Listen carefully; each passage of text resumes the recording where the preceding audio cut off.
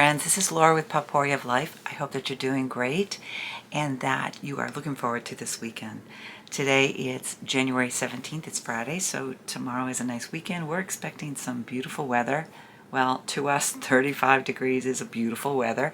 And we're hoping to get some outside work done. Maybe not spend the whole day out there, but at least get some in. So I hope that you are doing well and looking forward to your weekend, most especially if it is a weekend for you. Some people work the weekend. I won't ramble there. What has been on my mind that I would like to share today it's something my husband and I were talking. I came across something that talked about body count. Now, the younger generation will understand what I'm talking about because I was reading something about dating and so forth, and I'm like, what? Okay, mind you, I'm 64. My husband and I have been married almost 45 years this year. And it's just kind of like, what does that mean? And so I did some research and I found out a few things that were just kind of like, our world has definitely changed. And I know that people will have different relationships with different people throughout life and stuff. And I guess I sit back and I find that I'm grateful. And I feel very fortunate that, you know, it's been just my husband and I since we started dating way back in high school. So that is something that I am very thankful for, and I don't hold that as a judgment towards others. And I was trying to figure out a scripture in the Bible. I can't find one that specifically says that. Now, God ordained marriage with Adam and Eve. He put them together. And, you know, there's places where, you know, they were arranged marriages back then, whereas today, at least here in the United States and for many years, I know that my marriage was not planned. It wasn't, I wasn't told who to marry, so it was not an arranged marriage at all. And here in America, we can do, we can elope, we can do all that. In New Hampshire, they just put a law through that I think it's the age of 16 is the youngest a girl can marry. So there's a lot of rules in place, but I'm not talking about the rules because I do value the benefit of having a marriage where you both are accountable to each other. By the way, no marriage is perfect. You know, my husband and I, we have times where we don't agree with each other, and sometimes it's not pretty. But what we do is we take the time to say, okay, that didn't go so well. Let's sit down and hash it out and try to figure out how we can make it better the next time. In our culture today, we always give up. Nobody wants to talk about things. And even when I've asked people, you know, to forgive me for something if I felt like I might have been wrong, people are uncomfortable with that notion. Now, those of you who are new to my channel, I am a Christian woman and I am a strong believer in my faith. I am not here to push you on my religion. This is just how I feel. I feel that it is very important to follow Jesus Christ as my Lord and Savior. And I realize that some of you may want to you're getting uncomfortable and stuff, but what my topic is of today is about courtship. What happened to courtship? And that's an old-fashioned way of dating. You know, it's from the 16th century. And that's gone by the wayside. People don't court. And I like to disagree or ask, why do we not court? And the reason I'm asking that is the other day when I came across this, I think it was like 2 days ago, and it's been really on my mind as to what is this thing about body counts and why? And in addition, I've been in contact with one gentleman who does a Bible study with other men and stuff, and it's an online Bible study. And one of the things that they're having trouble with and trying to understand is that why do women throw themselves at men? Why? I'd like to know why. No person is perfect. And the best part about courtship is to find out who they are. And of course, during courtship, we're on our best behavior. But if you give yourself to be authentic, be truthful, and be able to share the good, the bad, the ugly sometimes, you can develop a relationship. And many times men are finding that's going to be too much of a heartache. But when I was growing up, I came from a family that has a split family. My parents were divorced. My father divorced a few times, and I moved in with him, and there was a lot of women coming and going because I had two brothers living in that house as well. And honestly, after 9 months, I left because it was a toxic environment, and it's just kind of like I was in disbelief. And so what I want to share with you are some things that I just want to ask, or maybe understand or share what I understand about courtship and how it can benefit our lives. Now, just because you're actively sexually active or you're busy flirting with all these people, I'm going to ask that you take a break just for this moment and kind of reflect. I'm not saying what I'm saying is for you. I'm not saying what I say is the law. I'm not saying anything here that is something that somebody has to abide by. I'm coming at this from my own personal conviction. And does it have to do with my faith? No, it has to do with how I feel. I do believe that when we were united, we made a promise to God. That's the part of my faith, is when I married my husband in front of other people, I made a commitment in front of God with witnesses around me. Now you can elope and you can still do that in front of God. My thought was, or my feelings are, that is a bond. Now some marriages break up. Some people just walk out on marriages, which I find to be very unfortunate because they miss out on the opportunity to see each other grow and flourish, to raise children, to do these wonderful things. And yeah, life is not easy. Life is hard. But that's what marriage is about. That's what being a couple, that's what being together is all about, is to come together and figure things out together. So, courtship is the period of time, I wrote notes, where a couple gets to know each other. And that's something that my husband and I did. We started dating when I was about 16. And actually, he was the only one my mother liked. And I'm going to share something with you that I found comical then, and I still find comical today, is my husband worked while he was in high school, and then he continued working. He was always working, and his first car was a VW Bug. It was cute.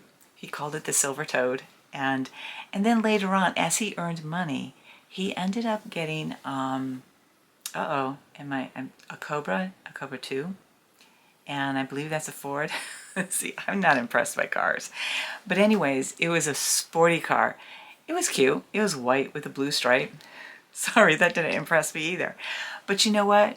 He loved it, and he was proud of it, and I was happy for him, and it was just a vehicle to me. Now, I realize a lot of other people might think, what are you, crazy? That's awesome. Well, yeah, I guess when you look back during this time frame of us growing up, it took work. It took dedication on his part to work to earn this. So when my mother saw that he upgraded, sorry, she told me, oh, you need to marry him. I said, why? I haven't even been dating him a year. She goes, because he's going to take good care of you. I said, how do you know that? Well, look at the car he has. I looked at her and I said, a car means nothing. Having a car does not say they will take good care of you.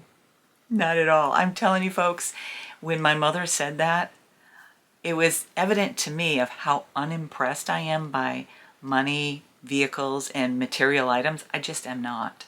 Now, I grew up when my mother and stepfather were in Amway, and that's an MLM business. And many people think that I'm against MLMs because I'm kind of not supporting their business. That's not it at all. Excuse me, I got a hair in my eye, I think. That's not it at all. I just saw how the business ran, and I also saw how the business stole family time.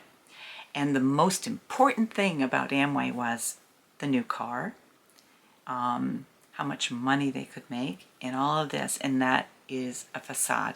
Now, I do believe some people do great in these different MLMs. They do great. The further up they are, they do. They win cars, they win vacations, they win all of this. But what you don't realize is they have to pay taxes on those too. I didn't know it at that age, but I do know that my mother and my stepfather were just, this is how we do it. And I just was not impressed with that because I saw something, and I was a young girl and I had already received Jesus Christ as my Lord, and life was still kind of complicated as a kid. And when I saw this, I just felt like, this isn't life. This isn't what it's supposed to be. Now, there are jobs out there that, the first one that comes to mind is a physician. They go to work, and back then, they were working too many hours when they were in residency and fellowship and all that. They worked many, many hours, and they still do. But they also have to work on call. They work after hours, and they put in all these hours, so they don't get the time with their families as I'm sure they would like to. But that is an area of a career choice that the person makes. Back in the day, it could have affected a marriage. Nowadays, I see more and more in that field are marrying people with similar interests, like in healthcare. But it's still something that I'm not impressed by money. You know what's impressive to me? And I'll be honest, somebody who is authentic and does not need to show off, because it's not important to me. What's important is that people are honest, they're willing to give, they're willing to be just be authentic and trusting and caring and all this, and not pretentious. So when my husband and I, when we dated a couple of years before we got married. So we got engaged Christmas Eve. I told him we were talking about getting married, and we were looking at rings, and I told him, I said, honey, don't ask me to marry you on Christmas or Valentine's Day. Those are the two popular days. You know what day he asked me? It was on Christmas Eve. I looked at him, I said, anyways, I said yes. So that was years ago. And so to me, it was like, okay, we made a commitment, but we were still courting. So we dated like a year and a half before he asked me to marry him. And so some things, we were just getting to know each other.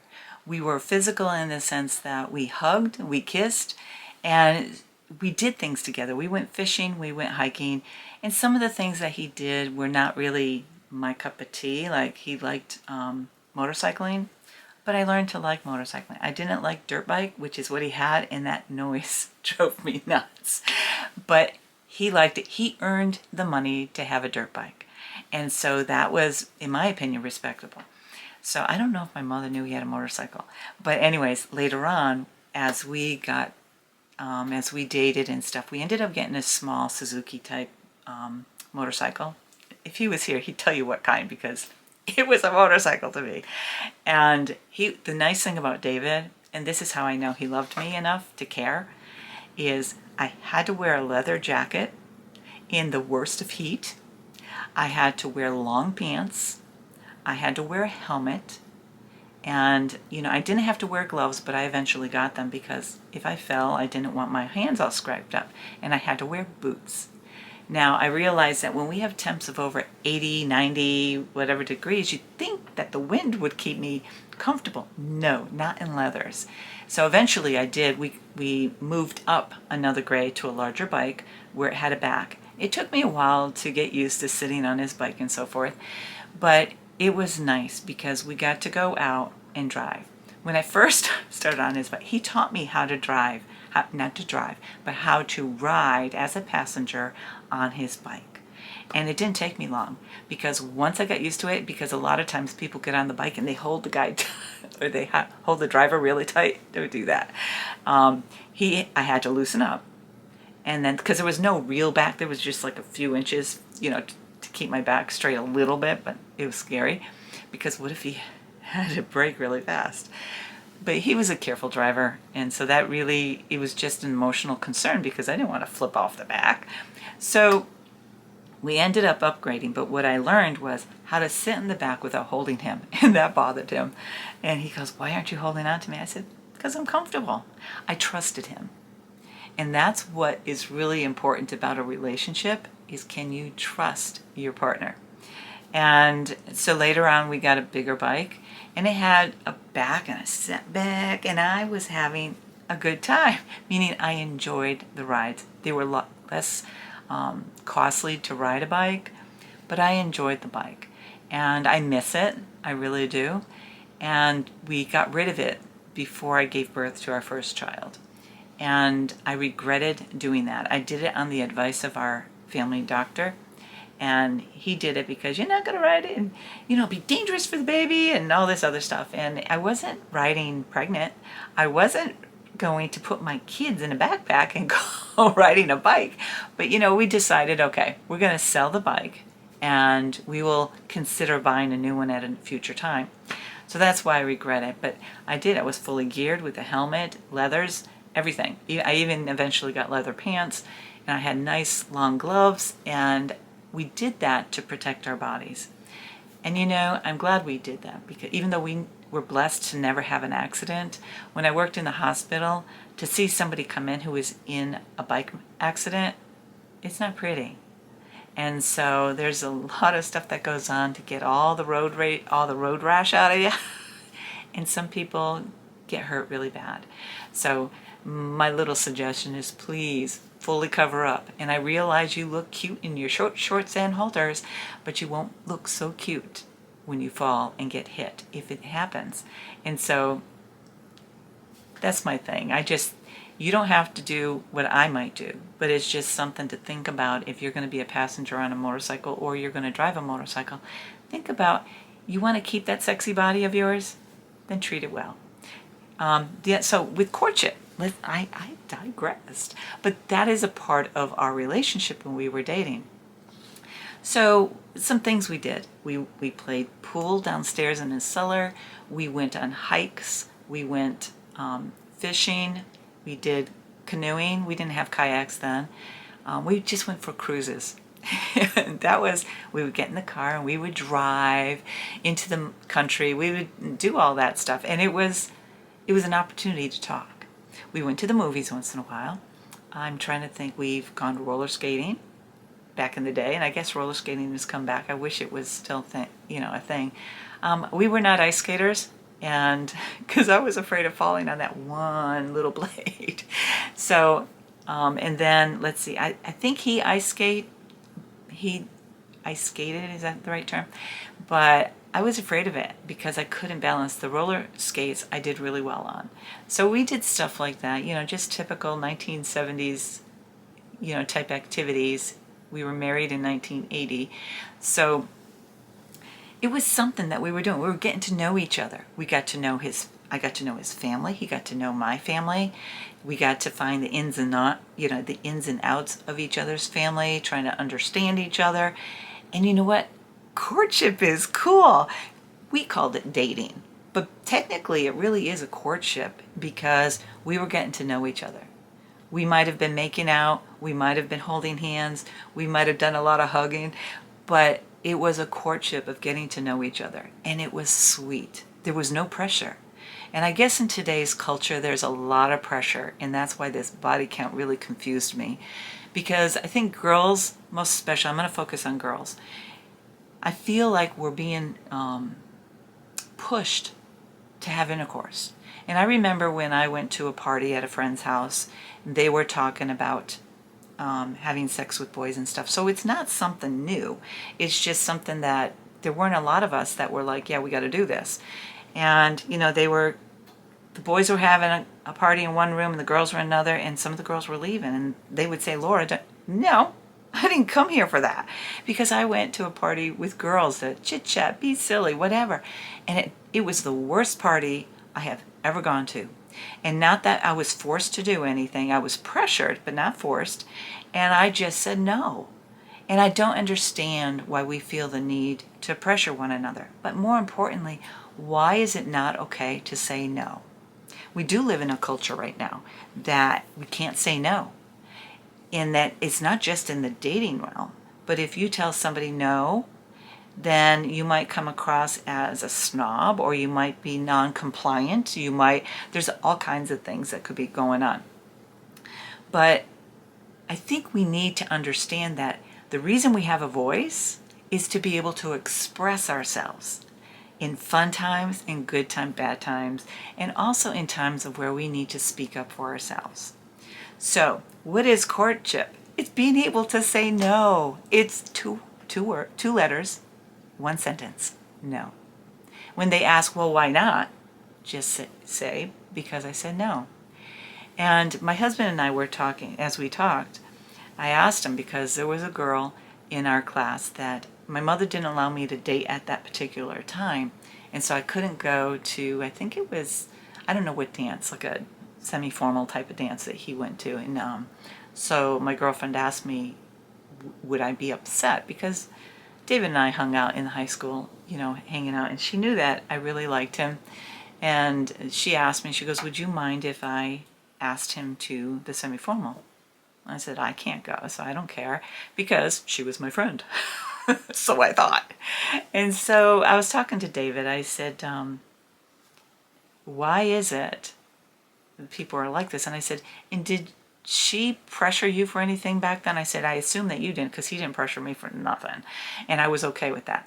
And he said, actually, she did. I said, really?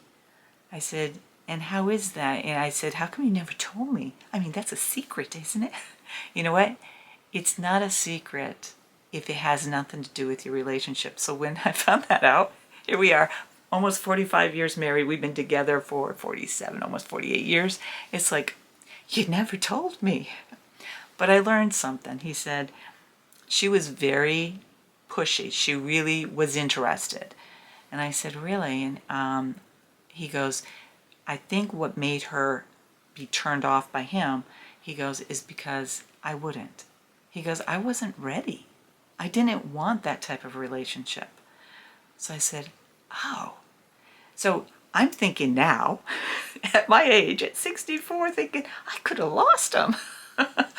But you know what? I had complete faith that if she wanted to go out with him, I would trust her and I would trust him. Later find out that I shouldn't have trusted her. But the thing is I trusted David. But we were not dating. We were just hanging out at high school, and he would call me up. So was it dating? I didn't have his ring. I didn't have any of that. So there was no commitment. The commitment was between the two of us in getting to know one another. And you know what? That's one of my favorite parts of being in high school is I remember that time of him and I connecting. And I connected with other guys and stuff too, not a lot. And there was one guy who really, before David, and my husband knows about him, that was really mean. He was really forceful. And I'm just like, no. And it's just kind of interesting when you tell a guy no to dating. This last one, though, he was pushing me to date him, to argue with my mother, to tell her, she's wrong in all this. And, was I upset with my mom? I was only upset with her because she didn't trust me. But then again, do we trust all 16-year-olds or 15-year-olds? You kind of have to look back. Now, my mother and I did not have the perfect relationship, but the point is, should she be concerned? And my mother, nope, I can't share that. So I decided that, okay, that was mean, but you know what? I couldn't date him. And, so I just decided no. And then later, as I was telling him in a high school lunch, he came and sat down. He was asking me, he was getting mean. And I said, I can't see you anymore. I can't spend time with you because it's hard on me because you're putting pressure on me to do something that I'm not interested in. This is going against my mother's will. And, and it had nothing to do with sex or anything like that. He just wanted to own me, it felt like. And I just said, I can't do that. And oh my word, he got so upset. And we were in the cafeteria. And I don't think anybody in my class ever heard me raise my voice. But he was getting mad. And it was like, I got mad at him. I told him, don't you ever talk to me like that. And so that ended it. What I didn't know, there's only 1 year in high school that my oldest brother and I were in school together. He did not talk to me all year because they didn't talk to freshmen back then. And so he came over and he asked me, what's going on here? And if my brother David is listening, I'm sorry, that's what you did. And I said to him, it's okay. You don't really care anyway, so be done with it. I handled it. I'm done.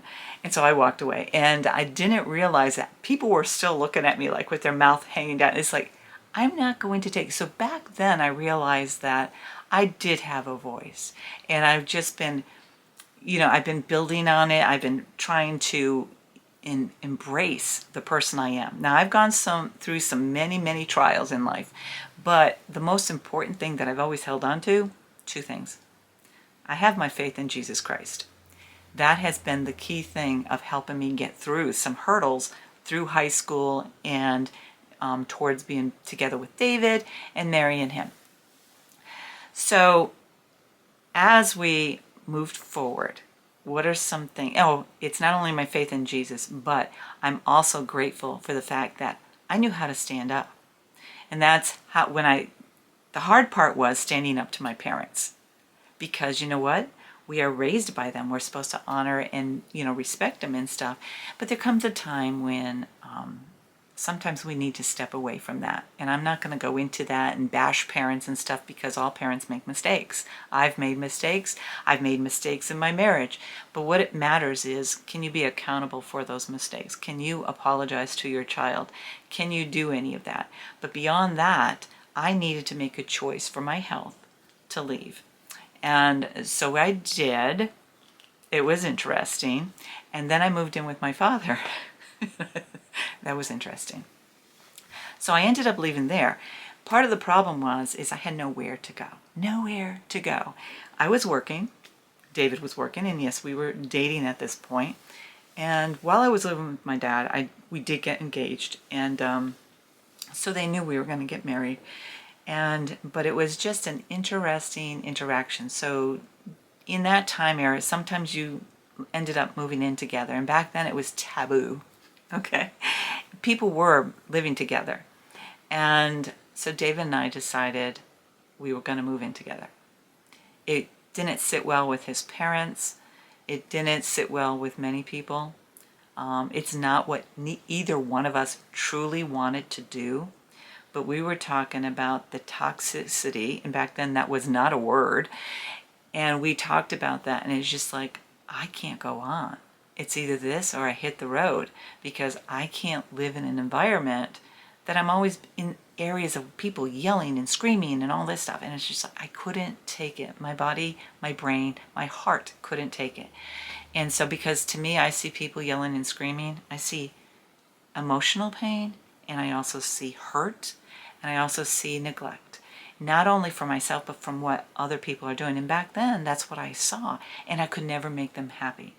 So what happened is, my husband and I, we found an apartment, and what kept me from my father and other family members is one of my brothers said, if you move out and you move in with him, I will come and I will kill him. I'm like, no, you won't. No, you won't. So I moved out, and Dave and I moved in together. I did not give forwarding information, because you know what? In the back of my mind, would my brother come and harass me? Probably not. But, as I look back, probably not. And I stand up to this brother a lot when he is trying to be better than everybody else. And that's why positions, money, material things don't matter to me. It's not because I'm not happy for you. I truly am happy when I see somebody all excited about something new that they got and stuff. And I think it's exciting when they're so excited they work so hard for it.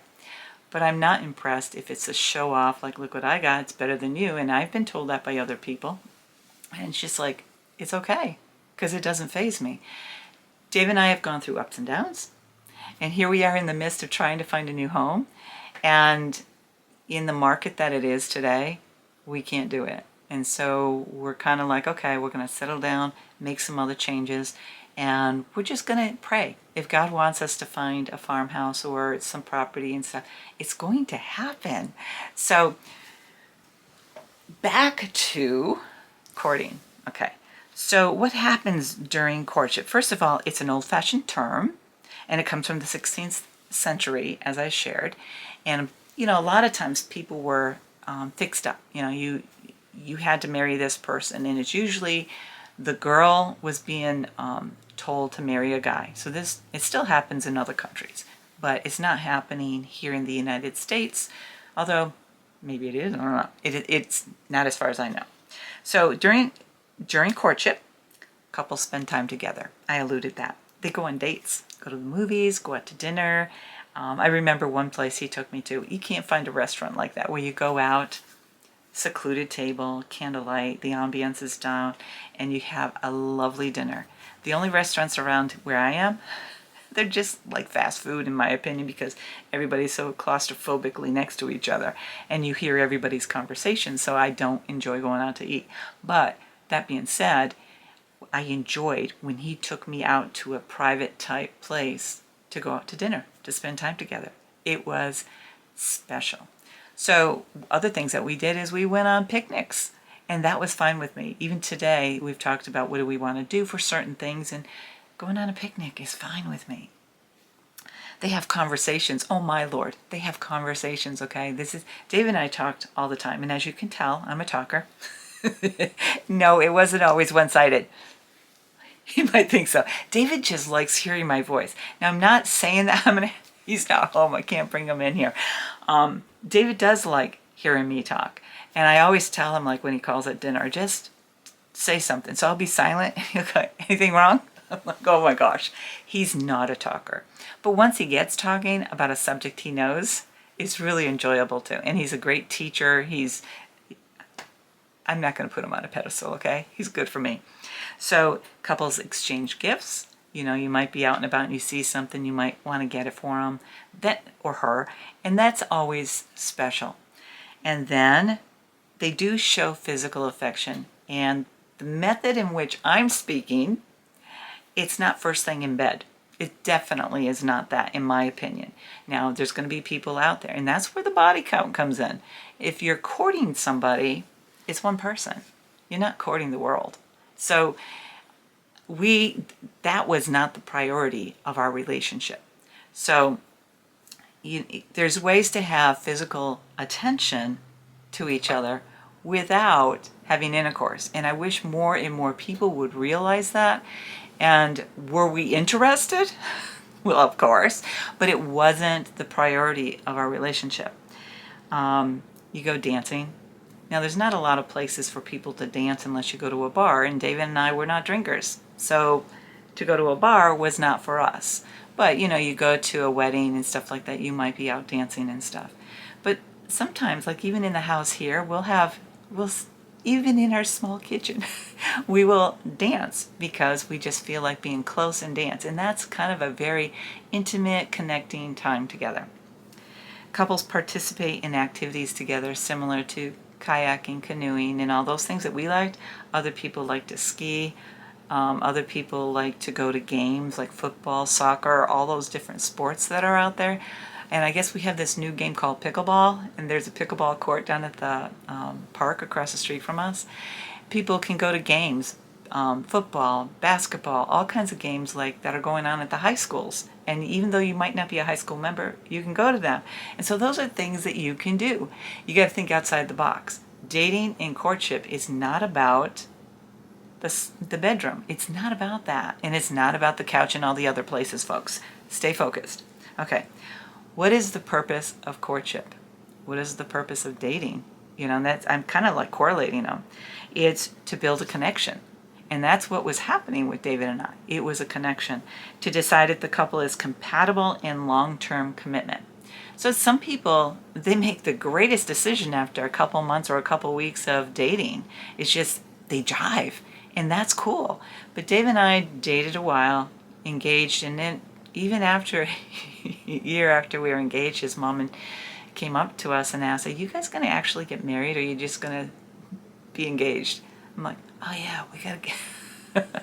So I put the invitation together and made my dress. The bridesmaids and stuff, they all made their dresses. And I mean, I spent time going with them and asked them, you know, what colors do you guys want to wear? To me, being married to David, it wasn't about a big wedding. And I did make a pretty dress, but it wasn't about this big, massive event and so forth. Did I want a really beautiful wedding with all the bling and all that stuff? When I was younger, I did. But when you move out on your own and you realize the value of money, That wasn't important to me because I just wanted to marry David. That was all I cared about.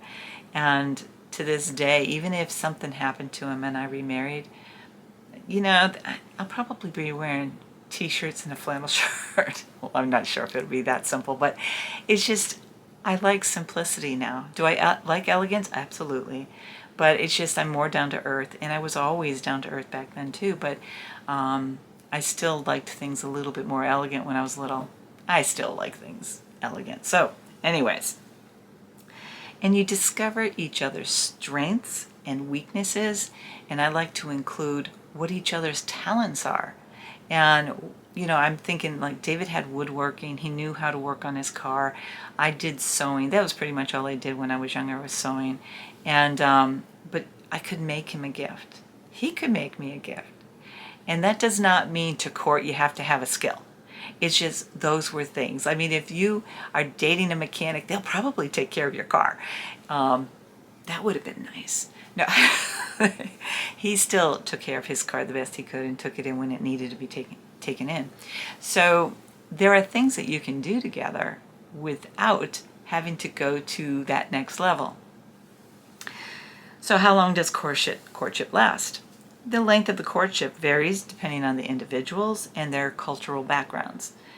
Here in the United States, even back then, we called it dating, but courtship brings it up to the next level if you really think about it. When he became my fiance, I believe that's beyond the courtship time, because now we have definitely made a decision to get married. And it can be brief or long. So those are the key things. But I'm just curious as to, and seriously, this came up in conversation after I read a few different things when they were talking about the body count of women. And I said, what do you mean? So I looked further into it, and what it is are women, and I guess men too, are counting how many sexual partners they have had. And personally, I'm not sure if that's something to be proud of. But to each his own. I'm not judging. You do what you need to do.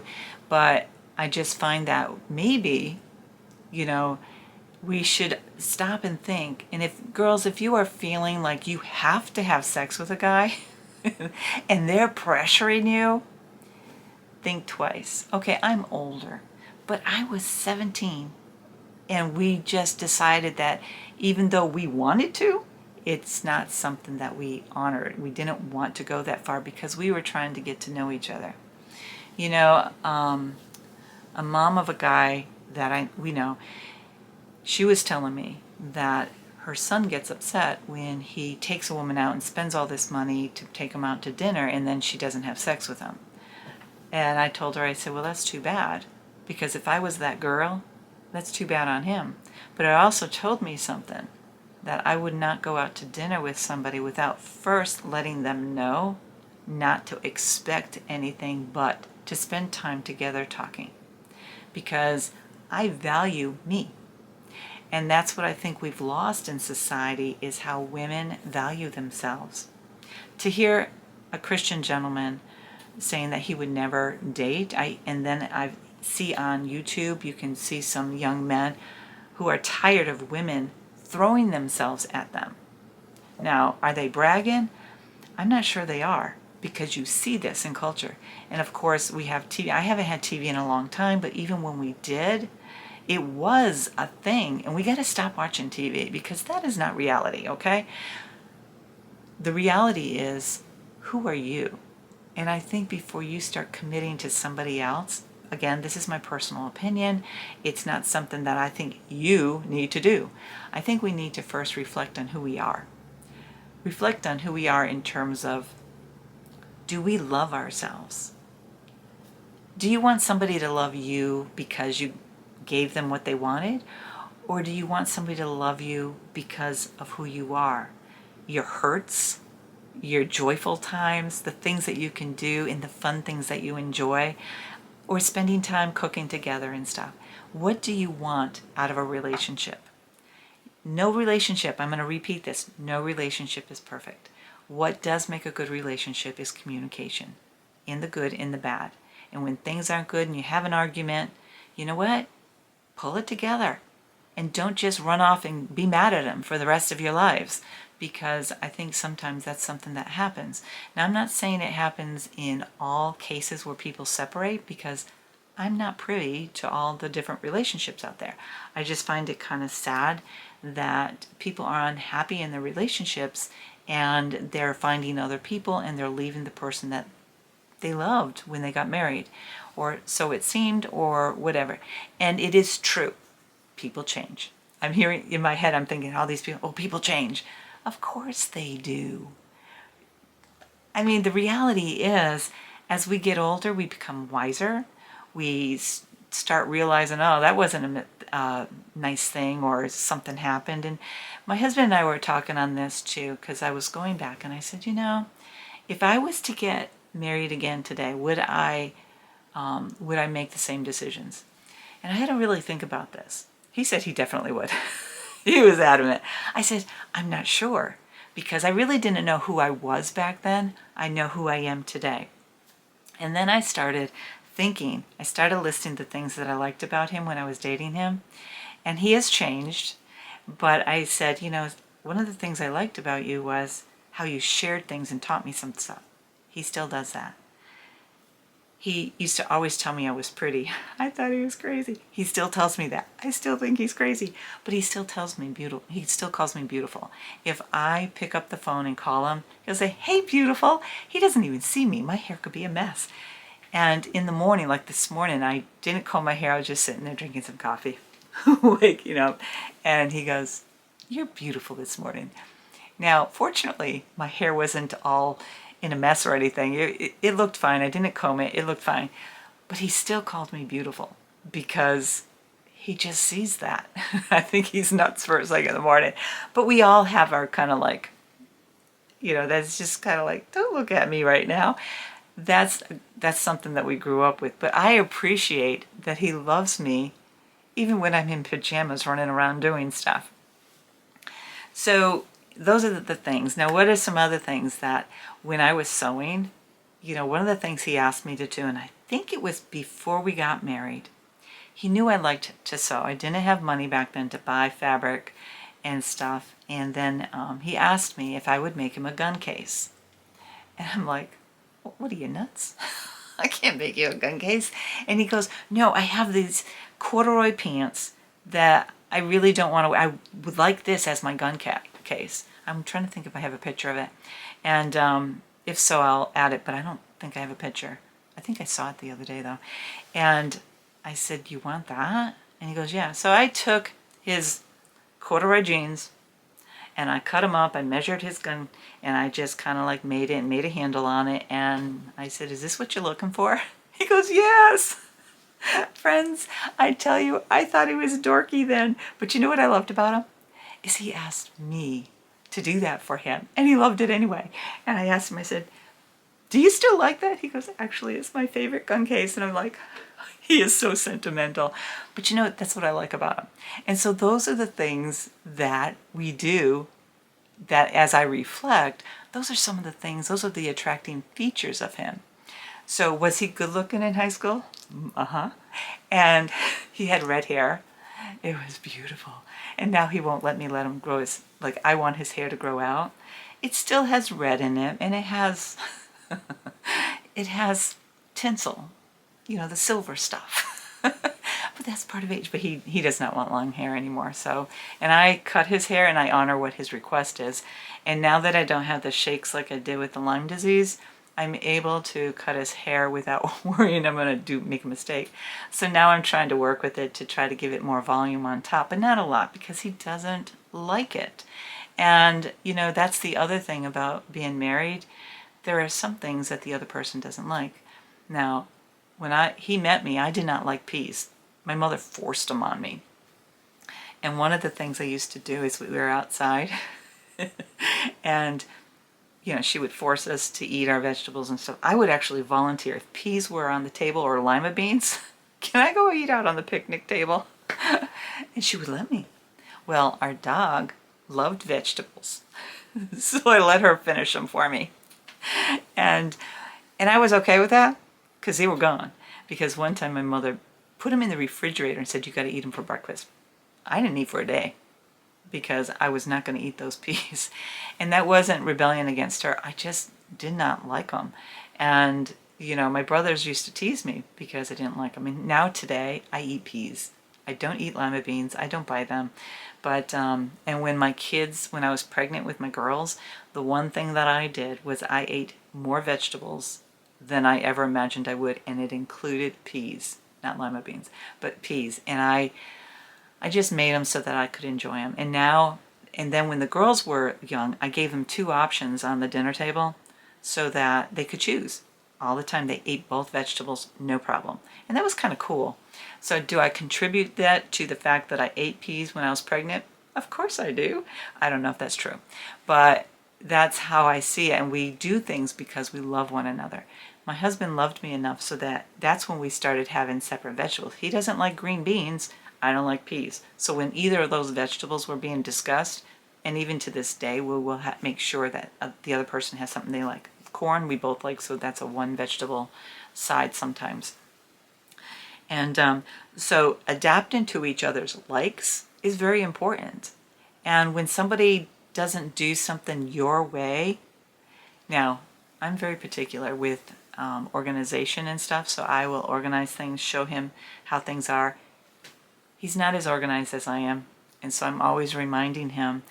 The one thing that I've shared with him more recently, we're older, and I used to just take care of things. And so the one thing that I learned as a mom and a wife is I enable those I love to just do stuff. I still set boundaries, but they weren't that strong. And so when I started saying no about stuff, more recently with David, I'm just kind of like saying, this is how I feel when you do this. And he didn't understand it. So I found something where a man was explaining this, psychiatrist. He goes, oh, I never understood that. Now, he still does things I don't like, but it's not intentional because, like, getting ready for work, he has a time where he needs to leave. And so I've asked him, just wipe the counter down and push things back. That'll make my life easier because when I see it, I'll be like, oh, he didn't do that. And then I had to stop and think and just say, sometimes he's in a hurry. And I need to ask myself, was he in a hurry today or not? What happened? Because sometimes we go off to the grocery store, come back, and it really interferes with how he's getting out of the house. Yes, he makes his own lunch. And I'll tell you why. He doesn't like my peanut butter and jelly sandwiches. Now, I make him other things for lunch too. He doesn't like it because when I make a peanut butter and jelly sandwich for me, the peanut butter is thick and so is the jelly. I don't want to taste the bread. I want the peanut butter and jelly.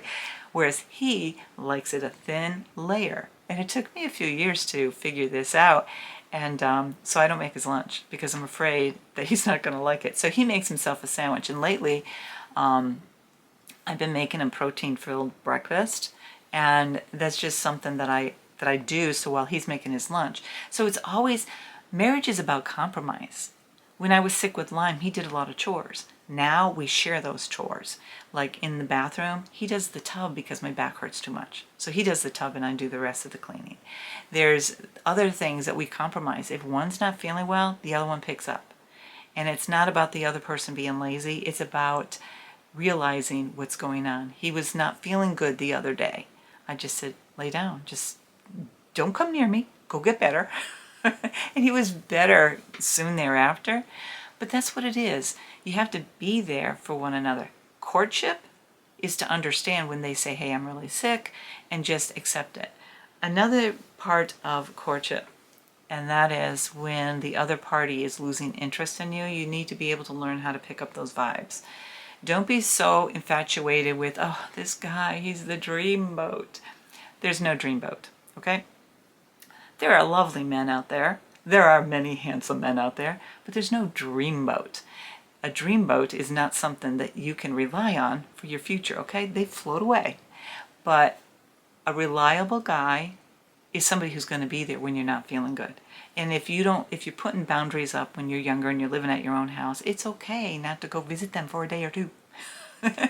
But if you find that that person is not spending time with you or kind of different elements are going on, be aware that if something's not right and not the normal, it's okay to address it.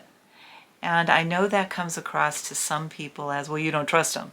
Well, you're not married yet, number one. And number two, college kids, I can't share some things, but college kids drift. Most especially if they go on these little conventions and stuff to get to know people better and to find out about different careers and stuff.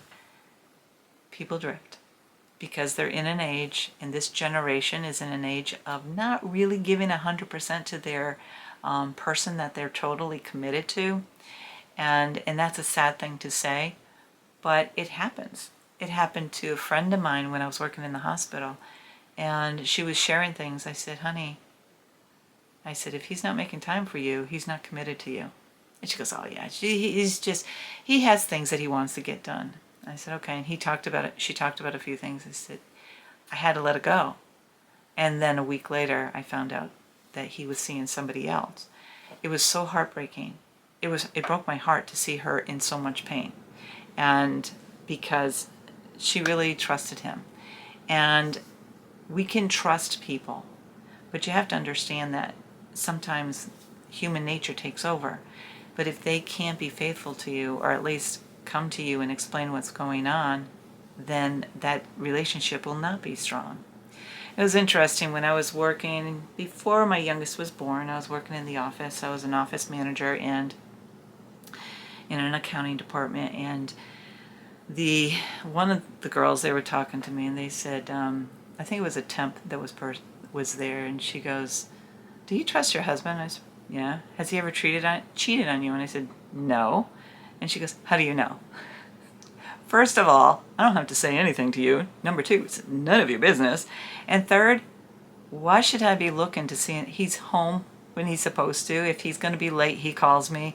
And I'm thinking, are we in a society now? This was, let's see, 30 years ago? Not even 30 years ago. And I'm like, we live in a culture where we're making people out to be somebody they're not. We're accusing people without having facts. For somebody to say, my husband was cheating on me, I kind of laughed at her. What do you mean? Why? How do you know? Where do you get your facts? Do you have pictures? Do you have evidence? Of course she didn't. She goes, all men cheat. I said, all women cheat too. But that's not true. When you are committed, it's not going to happen. Does it happen a lot?